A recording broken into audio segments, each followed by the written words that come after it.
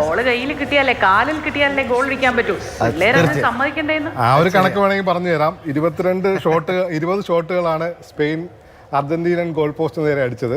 തിരിച്ച് അർജന്റീനയുടെ 3. അപ്പോൾ തന്നെ കണക്ക് വ്യക്തമാണ്. ആ ഗോളി ഉണ്ടായതുകൊണ്ടാണ്. അല്ലെങ്കിൽ ഇന്ന് നമ്മൾ കൂടുതൽ വിഷമത്തോടെ ഇന്നിപ്പോൾ 1-0 തോറ്റുള്ളൂ എന്നൊക്കെ പറയാം. അല്ലെങ്കിൽ ചിലപ്പോൾ ഒരു 4-0, 5-0 എന്നൊക്കെ ആയേനെ. ഇനി പിന്നെ ഞാൻ പറഞ്ഞ പോലെ ആദ്യം ഒരു ഗോളി ഒരുപക്ഷെ സ്പെയിൻ വീഴ്ത്തിയിരുന്നെങ്കിൽ അർജന്റീന ഒന്ന് ഉണർന്നേനെ, പന്ത് കിട്ടുമായിരുന്നു എന്ന് പ്രതീക്ഷിക്കുന്നു. പക്ഷെ മൊത്തത്തിൽ ഇതുവരെയുള്ള കളി എന്ന് വെച്ചാൽ അർജന്റീനയെ കവച്ചു വയ്ക്കുന്ന മികച്ച കളിയായിരുന്നു സ്പെയിൻ്റെ ഭാഗത്തുനിന്നുണ്ടായത്. ഒരു ഘട്ടത്തിൽ പോലും സ്പെയിൻ അർജന്റീനയ്ക്ക് താഴെയാണെന്നോ അല്ലെങ്കിൽ അർജന്റീനയ്ക്ക് ഒരു നേരിയ എഡ്ജ് പോലും സ്പെയിൻ കൊടുത്തിട്ടില്ല എന്നുള്ളത്. അല്ലേ, അർജന്റീനയെ സംബന്ധിച്ച് ഇപ്പോൾ നേരത്തെ നമ്മൾ ഈ മത്സരം തുടങ്ങുമ്പോഴൊക്കെ നമ്മൾ പറഞ്ഞത് അർജന്റീന കുറച്ചുകൂടി പ്രഷർ ഇല്ലാതെയാണ് കളിക്കുന്നത്. കാരണം അവർക്ക് കഴിഞ്ഞ തവണ കിട്ടിയിട്ടുണ്ട്, തിരിച്ചടിക്കാൻ മതി. പിന്നെ സ്പെയിൻ വളരെ പ്രഷറിലാണ് കളിക്കുന്നതാണ്. പക്ഷേ പ്രഷറിലായിപ്പോയത് അർജന്റീന, പ്രഷർ കുക്കറിലായിപ്പോയി അർജന്റീന എന്ന് പറയാം. കാരണം ഒരു തരത്തിലും ശ്വാസം കിട്ടാത്ത അവസ്ഥ. ഇപ്പോൾ നമ്മൾ ഫ്രാൻസും സ്പെയിൻ കളിയിൽ എംബാപ്പയൊക്കെ പന്ത് കിട്ടാതെ നടക്കുന്നു എന്നൊക്കെ പറഞ്ഞ് അർജന്റീന ആരാധകർ പരിഹസിക്കുകയൊക്കെ ചെയ്താണ്. ഇതൊരു കളിയുടെ ഇടയിൽ ആകെ 120 മിനിറ്റ് കളിയുടെ ഇടയിൽ ആകെ 3 തവണ മെസ്സിയെ മര്യാദയ്ക്ക് കണ്ടുള്ളൂ. ഞാൻ ഇങ്ങനെ ടൈം കോഡ് അടിച്ചിട്ട് 4 മൂവാണ് ഞാൻ മെസ്സിയിൽ. ഞങ്ങൾ ട്രോൾ ചെയ്യാൻ ഞങ്ങൾ പുറത്തുനിന്ന് ആളെ എടുക്കുന്നില്ല, ഞങ്ങൾ തന്നെ സ്വയം അത് ഏറ്റെടുക്കുകയാണ്. അതെനിക്ക് മനസ്സിലായി. ഏതാണ്ട് ലൈവ് തുടങ്ങിയപ്പോൾ മുതൽ എനിക്ക് അതിന്റെ ഒരു സ്വഭാവം മനസ്സിലായിരുന്നു.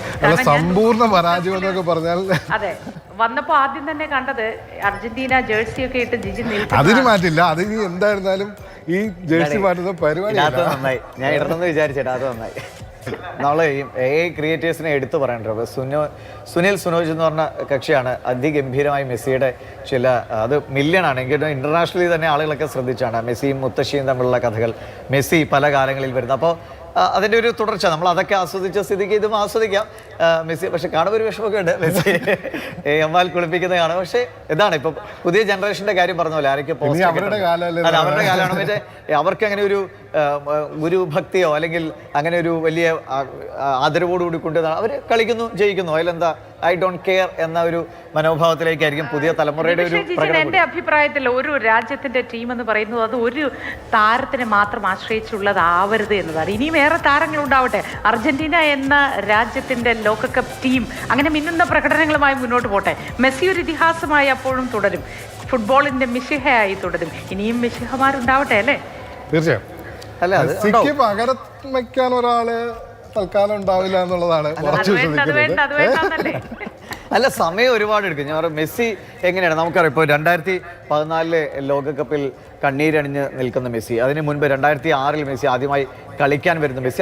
അന്ന് മെസ്സി ആദ്യമായിട്ട് വരുമ്പോൾ നമ്മളൊരു പുതിയ ആൾ ഇതാ വരുന്നു എന്നതാണ്. ഇത് ഇങ്ങനെ ഒരു ലെജൻഡായി മാറുന്നോ, ഇങ്ങനെ നമ്മളെ ഇത്രത്തോളം നമ്മൾക്ക് ഇഷ്ടപ്പെടുന്ന ഒരു താരമായി മാറുന്നോ അന്ന് കളി കണ്ട ആരും തന്നെ വിചാരിച്ചിട്ടില്ല. 2014 ലോകകപ്പ് ഫൈനലിൽ തോറ്റു പോകുമ്പോൾ പോലും ഒരുപക്ഷെ മെസ്സി ഇങ്ങനെ വീണ്ടും നമ്മളിങ്ങനെ ആനന്ദിപ്പിക്കുമെന്ന് കരുതിയിട്ടില്ല. 2018 പിൻവാങ്ങിയതാണ്. കോപ്പ അമേരിക്കയിൽ തോറ്റൊക്കെ ഞാനിതാ കളി നിർത്തുന്നു എന്ന് പറയുന്ന അവസ്ഥയിലേക്ക് വന്ന മെസ്സിയാണ്. ഇങ്ങനൊരു തിരിച്ചുവരവ് തീർച്ചയായും അതൊരു ലെജൻഡിനെ സാധ്യമാണ്. ഇതുവരെ എത്തിയിട്ടുണ്ടെങ്കിൽ മെസ്സി എന്നുള്ള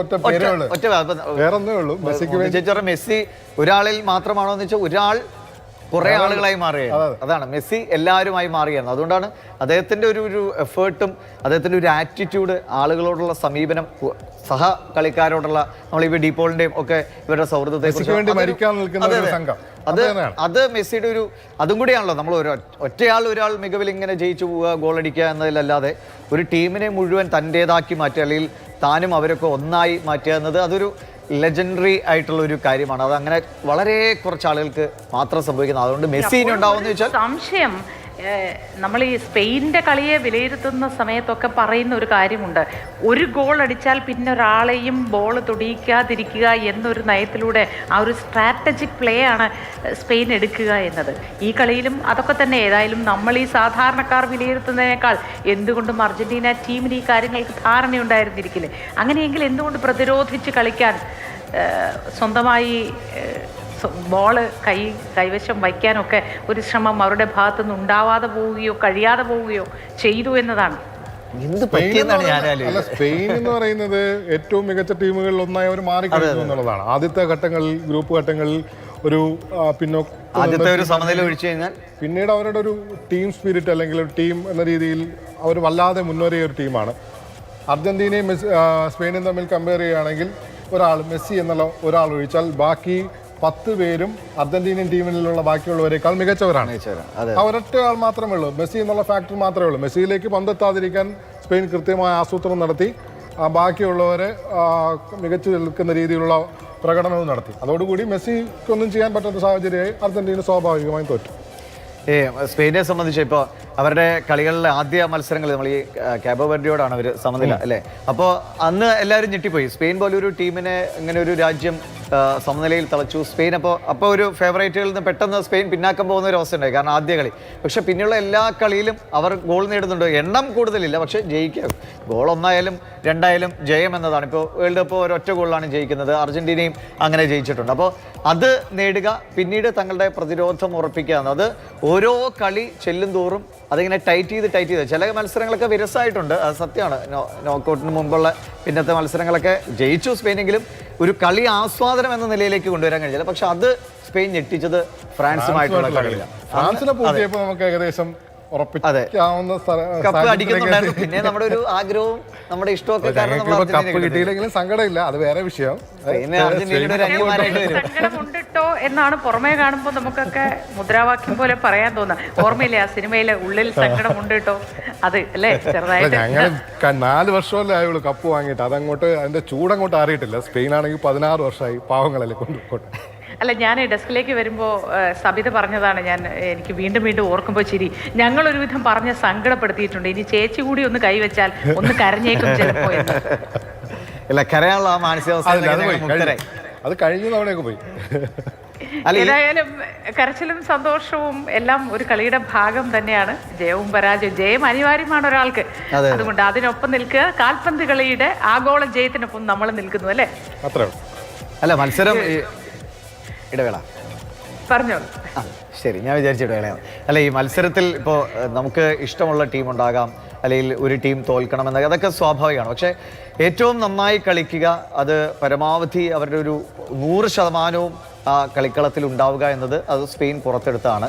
അർജന്റീനയെ സംബന്ധിച്ച് നമ്മൾ സത്യത്തിൽ ഇപ്പോൾ നമ്മൾ തമാശ ഇതൊക്കെ വിട്ടു കഴിഞ്ഞാൽ എന്ത് പറ്റിയെന്ന് ഒരു വേദനയോടുകൂടി അല്ലെങ്കിൽ നിരാശയോടുകൂടി തന്നെ ഓർക്കാൻ കഴിയും. കാരണം ഇങ്ങനെ ഒരു അതിജീവന അല്ലെങ്കിൽ പോരാട്ട വീര്യം പ്രകടിപ്പിച്ച ഒരു ടീമിന് വേണ്ട വിധത്തിൽ പന്ത് കയ്യിലാക്കാൻ കഴിയുന്നില്ല. അപ്പം ഷോട്ടുകൾ പോട്ടെ, കുറച്ചു നേരം പന്ത് കൈവശം വെച്ച് കളിക്കാൻ പോലും കഴിയാത്ത നിലയിലേക്ക് എങ്ങനെയാണ് ഇത്രയും സ്കലോണി അദ്ദേഹത്തിൻ്റെ തന്ത്രങ്ങളെയൊക്കെ നമ്മൾ വാനോളം പുകഴ്ത്തിയിട്ടുള്ളതാണ്. ഈ മെസ്സി അടങ്ങുന്ന ടീമിൻ്റെ ഒരു സ്പിരിറ്റൊക്കെ നമ്മൾ പറഞ്ഞു. പക്ഷേ ആ സ്പിരിറ്റ് എന്തോ എവിടെയോ ചോർന്നു പോയി. ആദ്യം തന്നെ കുറച്ച് പരിക്കൻ കളിയിലേക്ക് അർജന്റീന പോയി, പിന്നീട് കളിക്കേണ്ടി വന്നു. അപ്പോൾ അത് ഒരു അർജന്റീന ആരാധന എന്ന നിലയിൽ പറയുമ്പോൾ ഈ അങ്ങനത്തെ ഒരു ഫിസിക്കൽ ഗെയിമിലേക്ക് പോകുന്നത് നമുക്ക് അത്ര ഇഷ്ടമുള്ള കാര്യമൊന്നുമില്ല. നമ്മൾ അല്ലാതെ കളിച്ച് ജയിക്കണമെന്നാണ്. പക്ഷേ ഫുട്ബോളാണ്, ആ സമയത്ത് ഒരു ടെംപ്റ്റേഷനാണ്, ഒരു ഇൻസ്റ്റിങ്ക്റ്റ് ആണ് അവർക്കുണ്ടാകുന്നത്. അത് നമുക്ക് ഏത് താരത്തിനെ അത് നമുക്ക് പറയാൻ കഴിയില്ല. പക്ഷേ അങ്ങനത്തെ ഒരു പരിക്കൻ ഇതിലേക്കൊക്കെ പോയപ്പോൾ തന്നെ എവിടെയോ അർജന്റീനയ്ക്ക് ഒരു കണക്ഷൻ നഷ്ടമായി മത്സരത്തിന്റെ തുടക്കത്തിലെ. അതെ, പിടിവിട്ടുപോയി. പിന്നെ അത് അവർക്ക് തിരിച്ചൊരു കണക്ഷൻ കിട്ടാത്തൊരു സാഹചര്യം ഉണ്ടായി. അത് സ്പെയിൻ്റെ അവരുടെ ഒരു മികവാണ്.